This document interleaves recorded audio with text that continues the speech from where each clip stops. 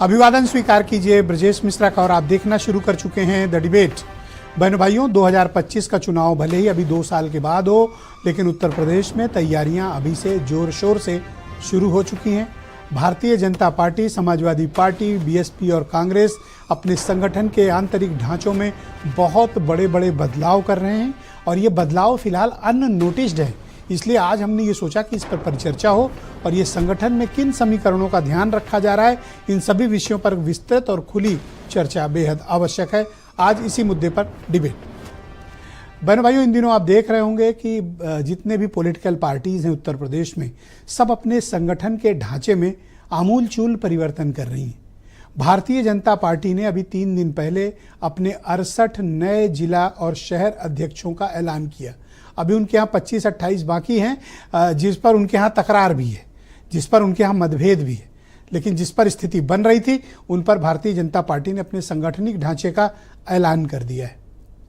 और इस बार भारतीय जनता पार्टी ने जो संगठन का ऐलान किया है जिलों के लिए, शहरों के लिए, उसमें सामाजिक समीकरण, उसमें जातीय समीकरण, इसका संतुलन बिठाने की कोशिश की गई है। इन कोशिशों में उसे कितनी कामयाबी मिलेगी, अभी प्रदेश अध्यक्ष बीजेपी का आना बाकी है। चर्चा चल रही है कि शेड्यूल्ड कास्ट यानी दलित समाज से किसी सीनियर लीडर को उत्तर प्रदेश में भारतीय जनता पार्टी का अध्यक्ष बनाया जा सकता है। जो कॉम्बिनेशन बीजेपी का फिलहाल है उसके बेसिस पे ये आकलन है कि कोई शेड्यूल्ड कास्ट यानी दलित समाज का व्यक्ति उत्तर प्रदेश में बीजेपी का अध्यक्ष बन सकता है। अब आइए समाजवादी पार्टी। 23 से ज्यादा जिला अध्यक्ष और शहर अध्यक्ष बदलने की तैयारी है समाजवादी पार्टी में और किसी भी वक्त वो सूची घोषित हो सकती है। प्रदेश कार्यकारिणी में भी बड़े पैमाने पर बदलाव की तैयारी में है और जो उनके अनुषांगिक संगठन हैं चारों, उसमें भी बड़े फेरबदल की तैयारी है।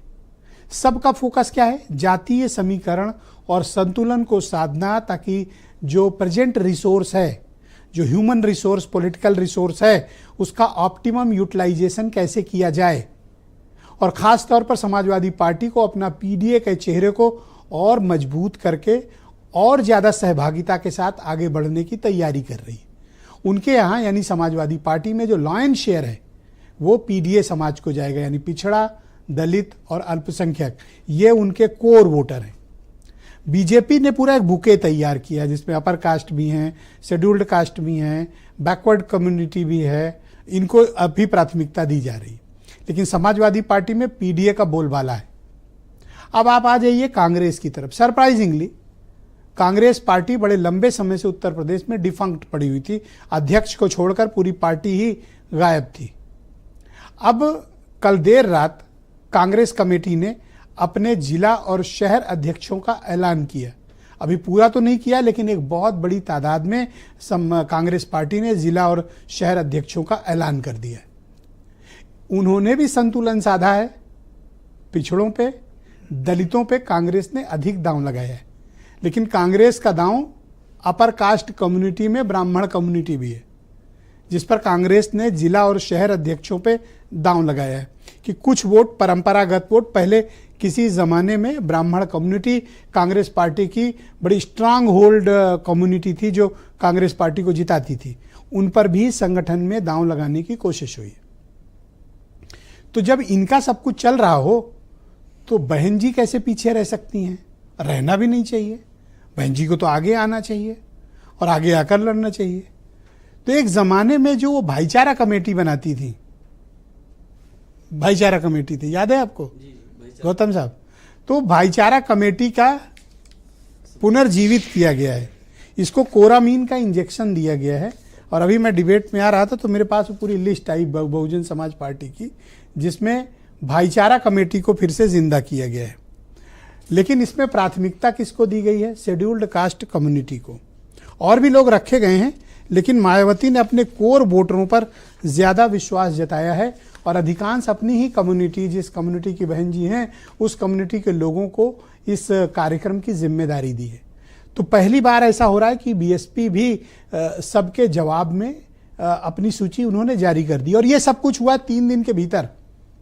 इसलिए मैंने सोचा कि आज अब ये सप्ताह समाप्त हो रहा है, लिहाजा इस पर ये परिचर्चा हो जानी चाहिए कि ये संगठन में ये बदलाव किस मकसद से कर रहे हैं और सबकी टाइमिंग एक क्यों है।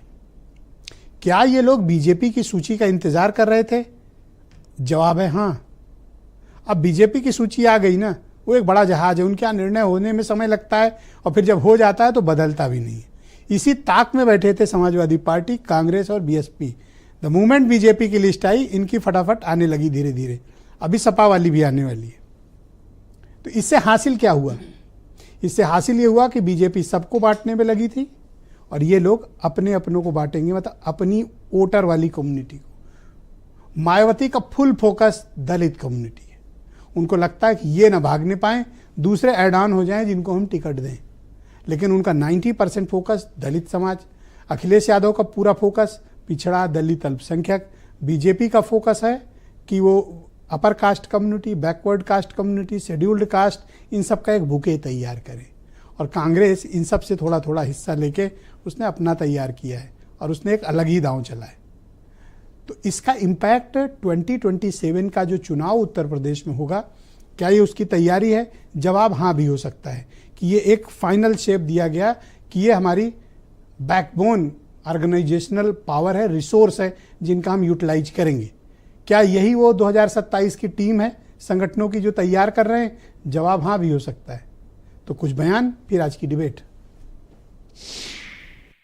हर समाज को प्रतिनिधित्व मिलना ही चाहिए, यही तो खूबसूरती है लोकतंत्र की।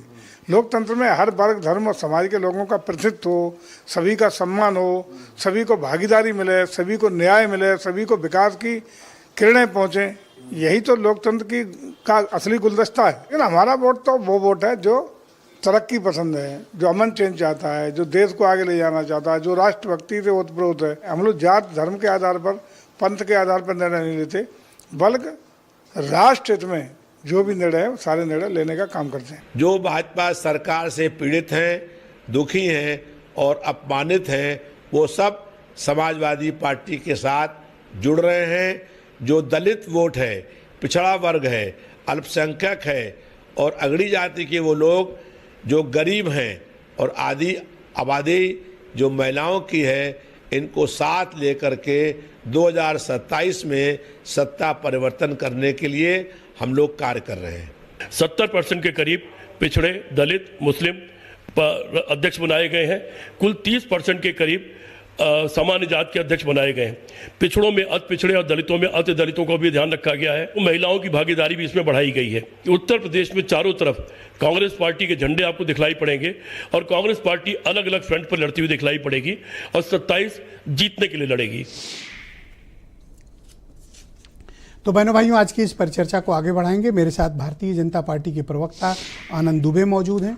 ब्रजेश शुक्ला जी उत्तर प्रदेश के बहुत ही जाने माने चर्चित राजनीतिक मामलों के एक्सपर्ट जर्नलिस्ट हैं।